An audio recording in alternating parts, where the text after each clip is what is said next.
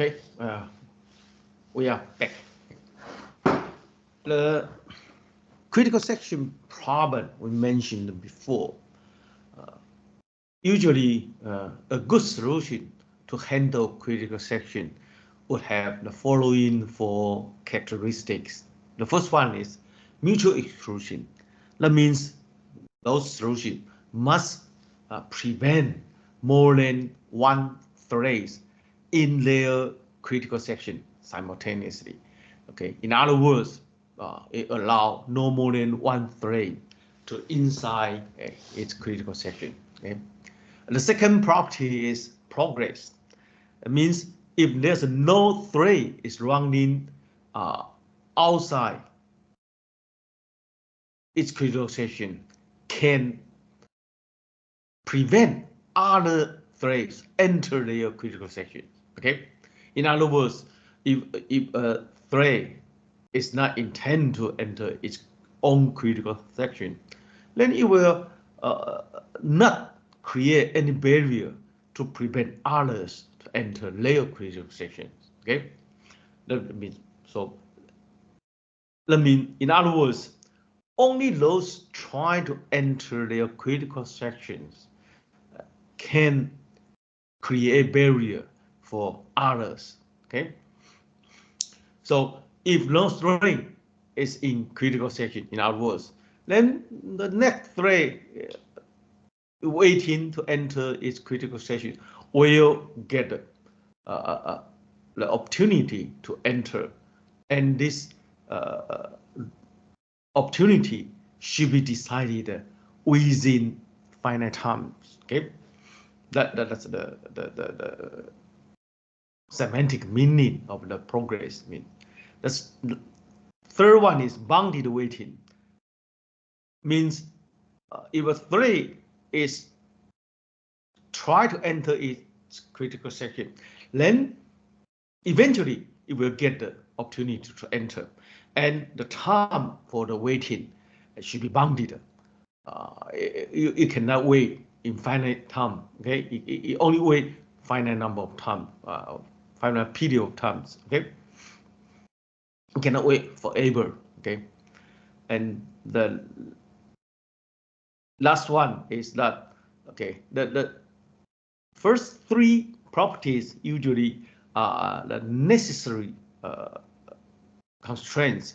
It means a solution, a proper solution should be guarantee mutual exclusion and progressed and bounded waiting. Okay, and the last one is that the feasible solution may be not good enough, but if your solution we say is good, that means that solution should make no assumption about the execution speed or the hardware and so, okay, of these environments. Okay, so in particularly the number of processors should be known and make no any assumptions, and the number of threads or process anticipate in this critical section problems. Okay, that means the number of threads they are cooperating. They may access the shared resource, the same shared resource should not be limited to some specific number. Okay, and the last one is the execution speed of the those cooperating threads would be make no assumption at all. Okay, so that's a good solution to handle critical section problems. That means to avoid the risk condition. Okay, so every critical section can be guaranteed whenever you try to enter. You have the sole right to access the shared resource. Okay, during its critical section. Okay. And here we will introduce a software solution. It's Peterson's algorithm. Okay, and this algorithm only works for two process or two threads situation. Okay, if you try to extend to multiple threads, more than 2, then you need to have a generalization, and it's not trivial. So you can use this generalization as an example. Try to find design your solution based on this basic Peterson's two-both-phase algorithm. Okay. In here we use a shared data structure. Okay, contain 2 elements. One is a turn integer value, and another one is a Boolean array flag. It's a 2-element array. Okay, and thread I, that means the process I, where here the I could be 0, and the other thread we name it J, maybe equal to identity 1, or vice versa, like I equal to 1, then J should be equal to 0. Okay, then the algorithm for thread I works as following. Okay, in this algorithm we use a 2-while loop. Okay, you loop infinitely, so every loop you try to enter a critical section. Okay, and the ray part before the critical section would be the entering codes. Okay, you try to acquire the privilege to enter its critical section. Okay, the first thing is for process I or thread I, you set your own flag to be true. That means you set an intention. Okay, you are intend to flag represent the intention to enter the critical section. And turn, you set turn to the other process. Okay, and here will be J.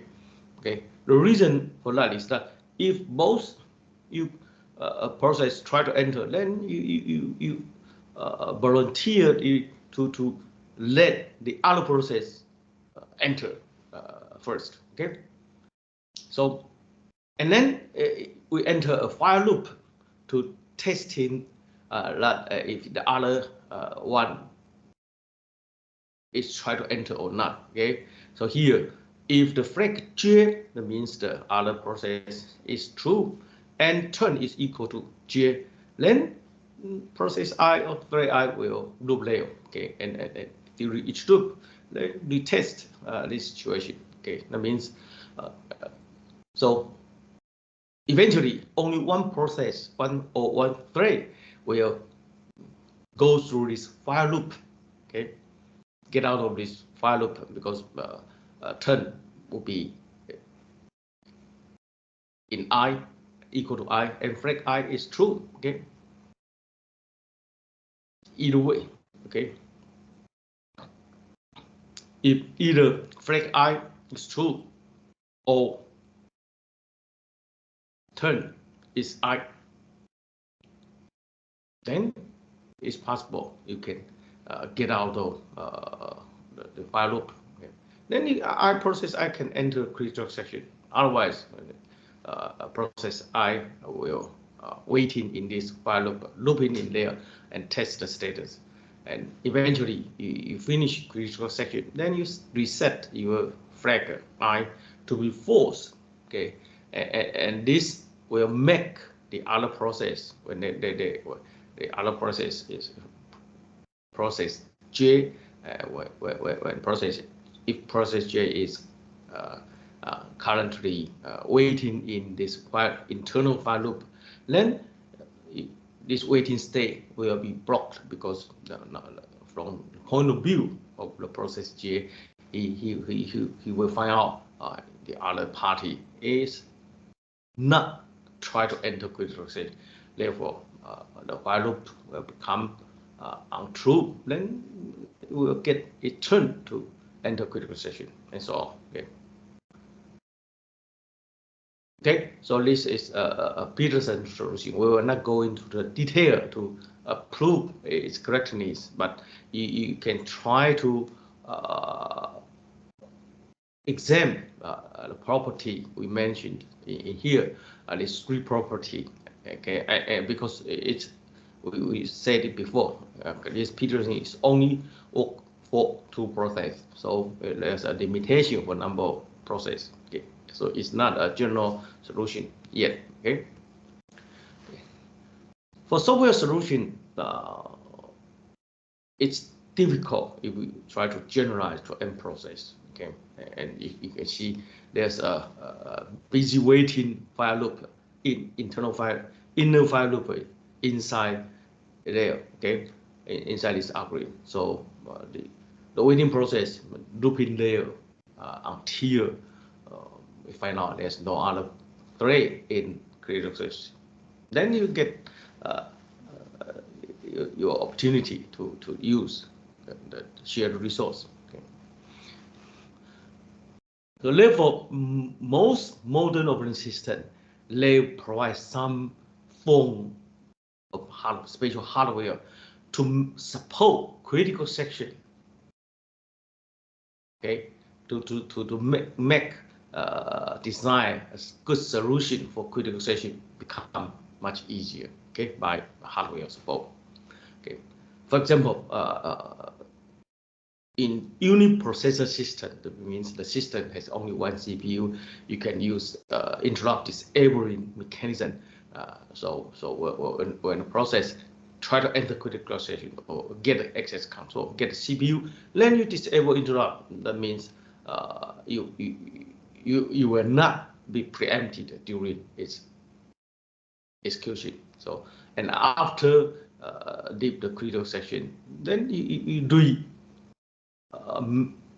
enable the interrupt. Then so that's a simple way, okay, to make the mutual exclusion of the critical section. But in general, this mechanism it's very inefficient on system with multiple processors, okay, because and because the constraint for disable interrupt, okay, usually this mechanism cannot be scalable to a system which you have multiple processors. Become difficult to, because now this interrupt disabling. Whenever you disable interrupt, all the interrupt in all processors may also be, because the threads or process they are sharing the data, okay, may not be running in the same CPU. So the disable interrupt, you need to disable all the interrupt mechanism for all CPUs. So the performance will be dramatically affected, okay, by using mechanism. So modern machines, they usually provide special hardware instruction, and this hardware we call it atomic hardware instructions. That means this instruction, when it is executing, it cannot be interrupted during the instruction, okay, execution. Okay. When this kind of instruction start to executed in a CPU, it will not be interrupted until it finish. Okay, so atomic in hardware usually means non-interruptible. Okay, and a typical instruction are test and set and swap instruction. Okay. First, we go through this critical section problem with luck. Okay, and we'll give a more detailed definition. So if we use luck to guarantee the critical section without interrupt, okay, then the algorithm for this shared resource problem will become something like this. Okay, whenever you try to enter your critical, you acquire associated luck, okay, acquired luck, and after you finish your critical section, you release this associated luck. and the remaining section is with other parts, okay, of your problem. Okay. And the instruction for test and set in the left hand side here, left side of this slide will be okay. The value, for example, the tucking, okay, associated memory location. First, we retrieve the O value, okay, and then it set the memory location to be true, always set to true, okay, no matter its original value is what, and then you return the O value, okay. So test and set means you try to reset the column value become true, and in the meantime we retrieve the O values, okay. In general, if this operation is not implemented by atomic instruction, then we need to have a two operation. The first one is load the O value, okay, and then you set the corresponding memory location to be true, okay. You require two operations. One is load O value. The second instruction will be set to true, okay. But for the purpose of making this uninterruptible, so most current CPU or modern CPU, if let's suppose this spatial test and set instruction, then this instruction will be implemented as a single CPU instruction, okay, instead of two operations, load and set, okay. So when you read the O value, in the meantime, the memory automatically clear, reset its current value to true, okay. Most modern, so this hardware instruction need special memory module or memory controller.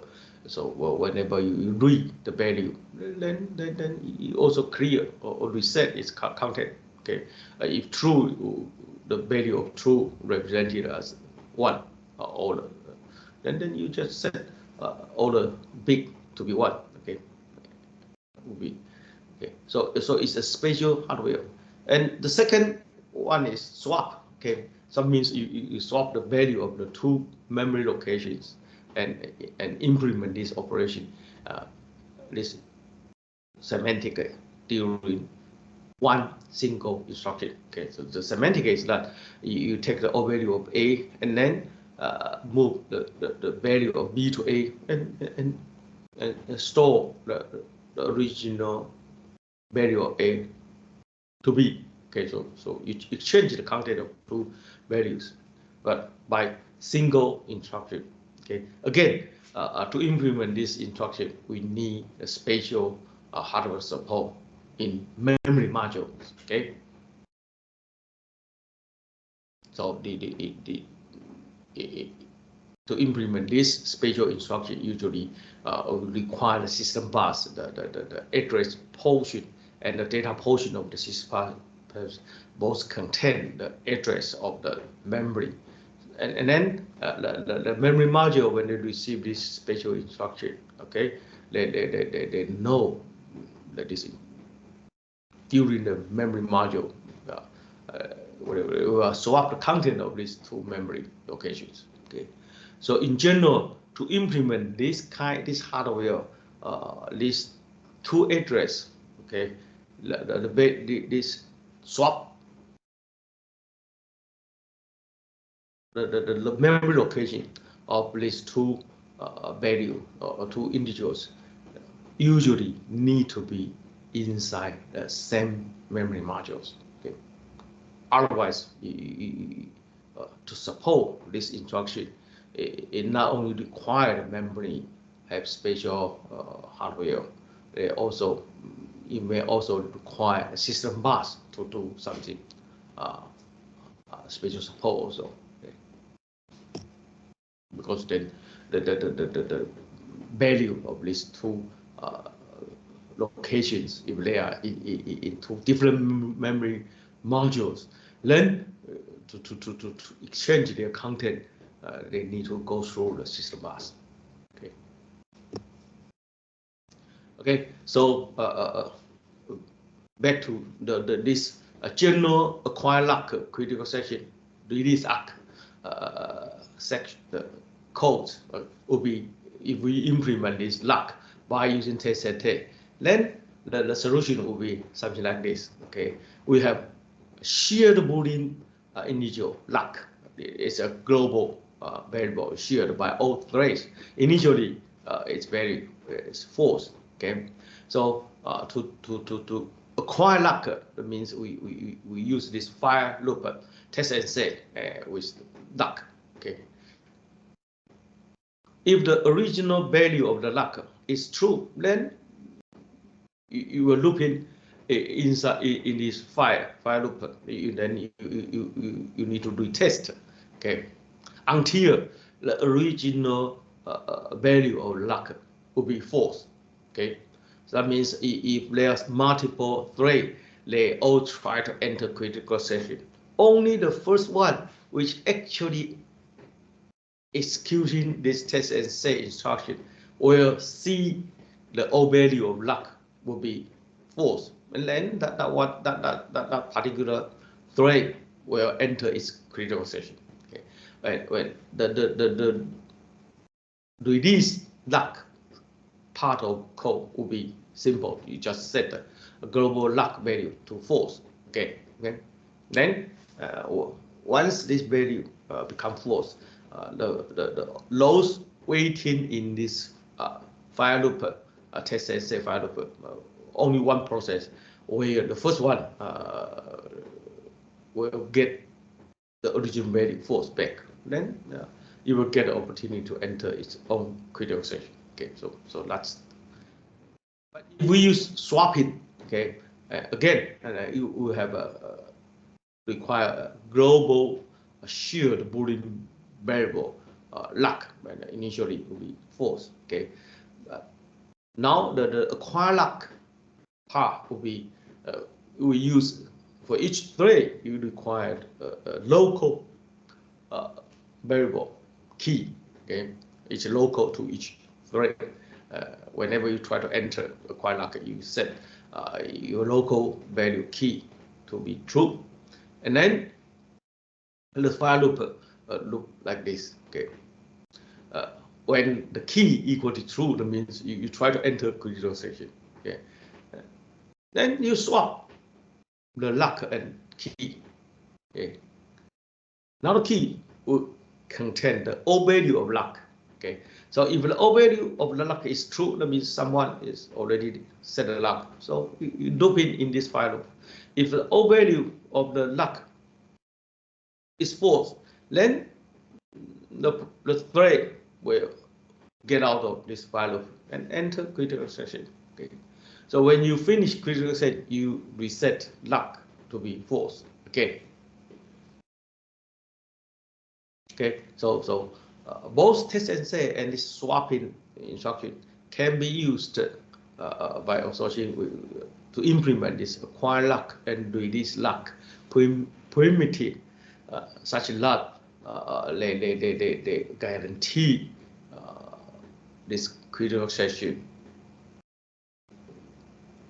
has mutually has this good satisfy this mutual inclusion progress and bounded waiting properties. Okay, you can check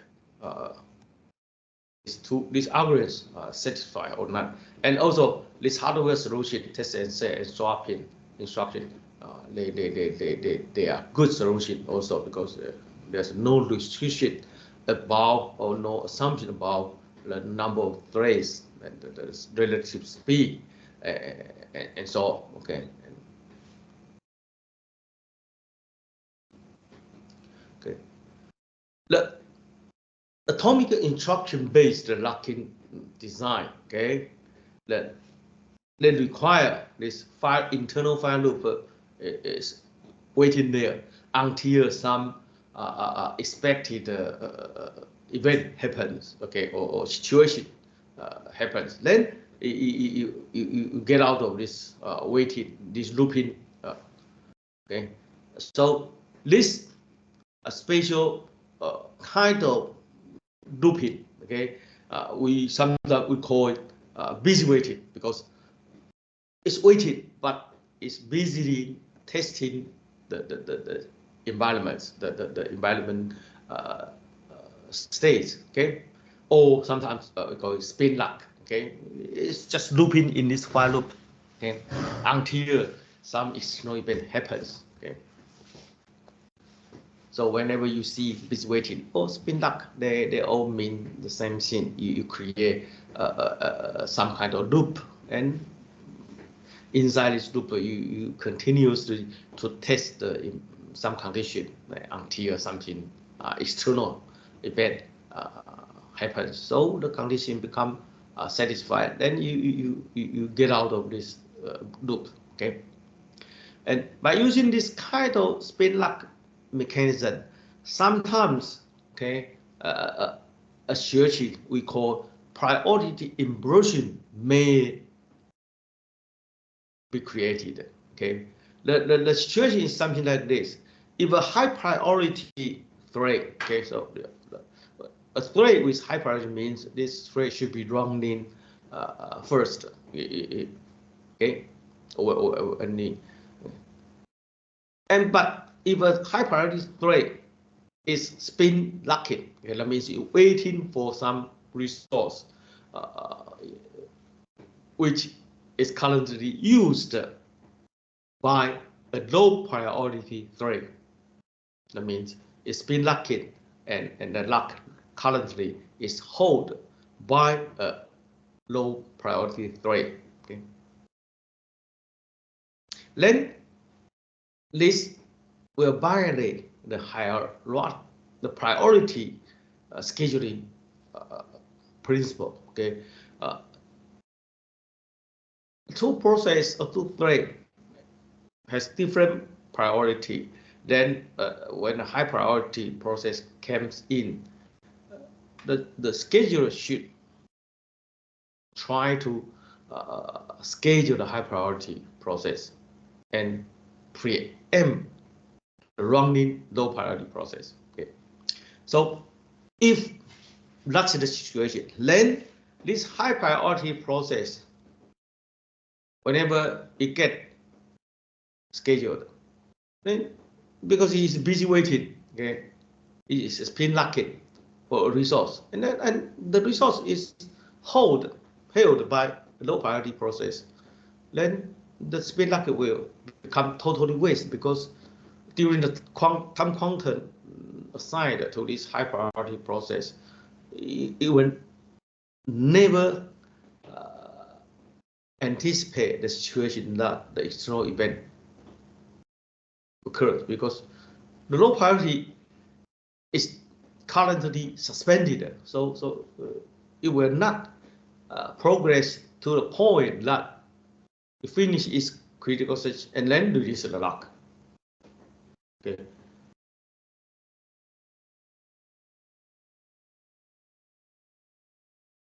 So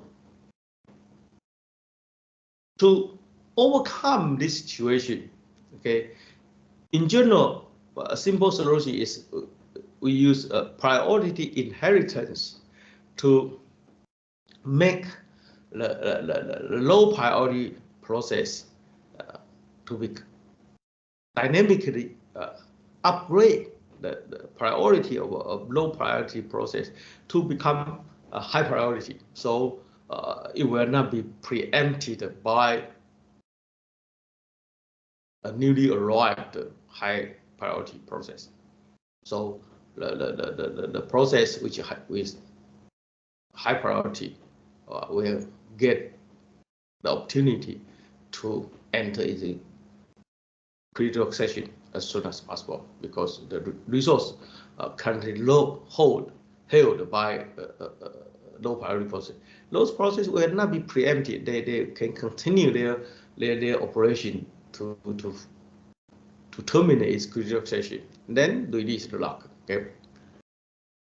So increase the priority of a thread that is currently in its critical section or hold the lock associated with the critical section to the maximum priority of all waiting threads for the associated lock. Okay. To implement this, usually it means where a process get the lock, okay, then this particular process, the priority of this process can immediately increase to the maximum of all the waiting one. Okay, so the system, operating system, whenever you try to acquire a lock, then the priority, okay, of need to be set to become changeable. Okay, then whenever when you hold the lock, then it will change to higher, okay, to avoid this priority inversion. Okay, and when you release lock, then the priority goes back to the original value, okay, of that particular process. Okay, in principle, the idea is something like this, but to implement this, it's not trivial. Okay, it's not trivial. Okay, so but that's the principle. Okay, the basic idea is something like this.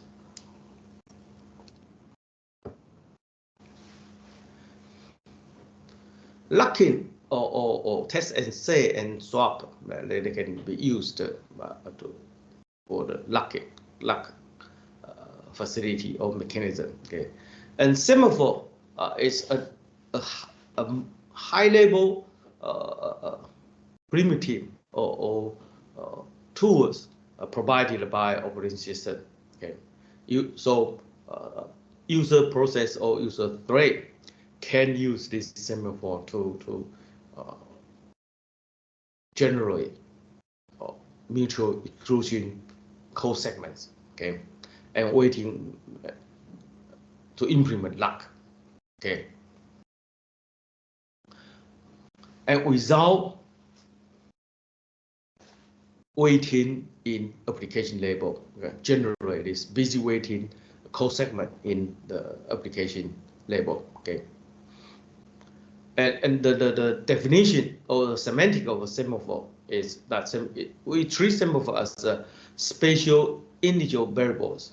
Okay, and this variable can only be accessed by two atomic operation. Here we specific mention the operation atomic. That means when you try to execute these two operations, the operation guarantee that the operations will not be interrupted or preempted. Okay, and these two atomic operations are wait and signal. Okay, in the past they sometimes are called P and V. Okay,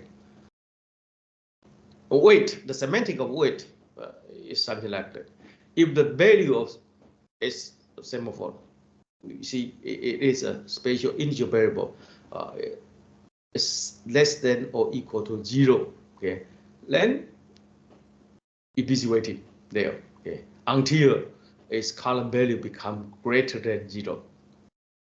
Then you decrement by 1. So wait usually means that if originally its value is 0 or less, that means you cannot get lock. Okay, because there's no value to decrement. Okay, you cannot decrement. Okay,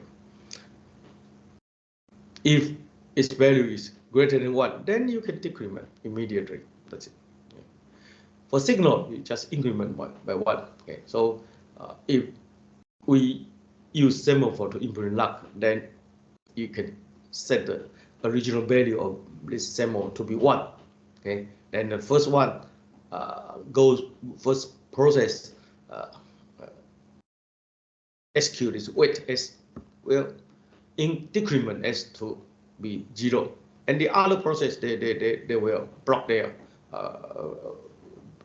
waiting inside this wait system code.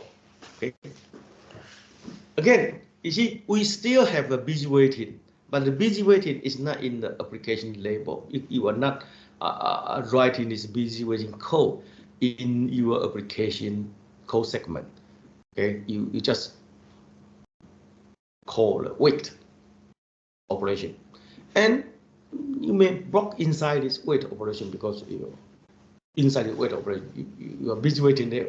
Okay, the reason for create this high level operation or construct provided by operation is that back here. Okay, you can see to implement this acquire lock and release lock code segments. Okay, is especially the acquire lock code segment. Okay, it's not trivial. Okay, because this file loop for expert application programmer, no problem. You do it right. Okay, but if you mistype something, for example, swap lock and key, and you forgot to put this pointer in there, okay, instead of using the address of key as the parameter in swap, you use the key, the value of key. Then the semantic are totally different. Okay, and this kind of bug is very difficult to debug also. Okay, for example, in here, okay, you use the test and set lock. Okay, you may forget the address. Instead of using the address of lock, you use the value of lock as parameter. Then it will not work. Okay, so to avoid this programming error, okay, by using semaphore, then you just call wait and signal. Okay, you don't worry about this busy waiting. Okay, because the busy waiting is implemented by the operation. Okay, inside the operation. Okay. We cannot eliminate busy waiting, but we can eliminate the busy waiting from the application level. But now the busy waiting is inside the atomic operation of this semaphore. Okay. The value of the semaphore can be integer or just boolean. Okay. So there's two kinds of semaphore. One is binary semaphore. Sometimes we call it mutex lock. Okay. The integer value can range only between 0 and 1. Okay, so initially you set to be 1. And then every weight will decrement, every signal will increment. Okay, and the second type of semaphore we call it counting semaphore. You can initialize the value of it to be in any positive integers. Okay, and again, the reason for that is that sometimes we allow more than one. If your problem, the shared data can be accessed by more than one process at a time. Okay, then it's possible you can set the value of semaphore to be greater than 1. Okay.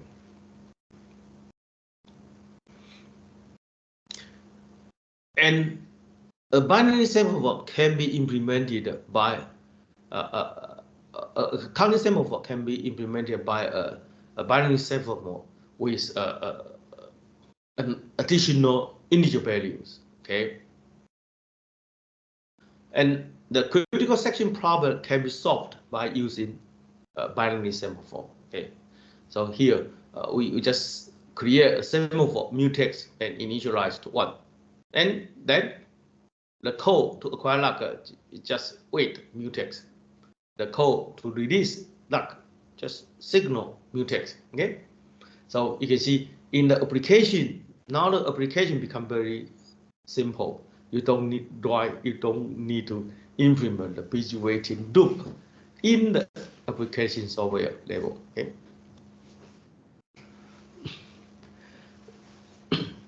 The busy waiting loop in the implementation, inside the implementation of wait, can be somehow replaced by waiting queue and by context switching, by blocking waiting queue. Okay, so the reason is that if we associate each semaphore with a waiting queue, then the loop busy waiting inside the implementation of the wait can be replaced by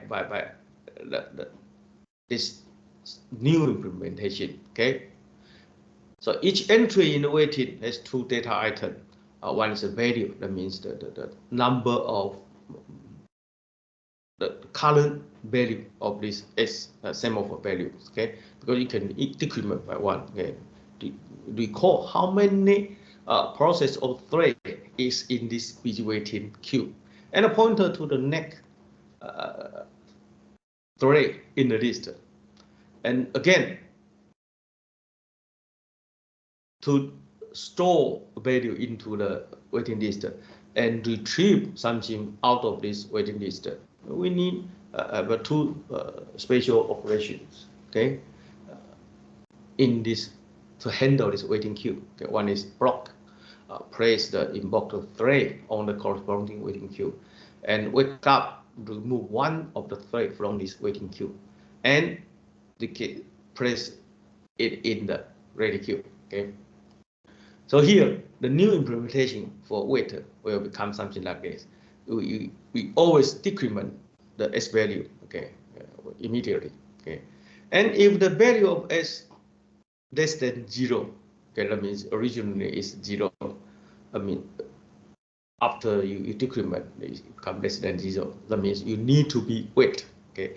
If the original value is 1, after you decrement, the value becomes 0. Then you immediately leave or return from the wait.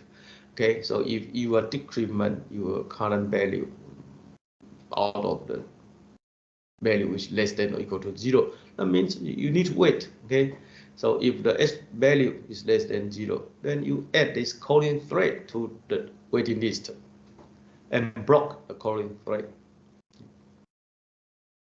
So we don't need to have a busy waiting. Okay, you just move this thread from the ready queue to block queue. Okay, to this particularly to this special to this semaphores waiting queue. And for signal, you just increment by 1. And if after incrementation the value is still less than or equal to 0, that means someone is still waiting. Okay, after you return the lock, okay, someone is waiting there. So you can remove a thread from this waiting queue and wake up this particular thread. Okay,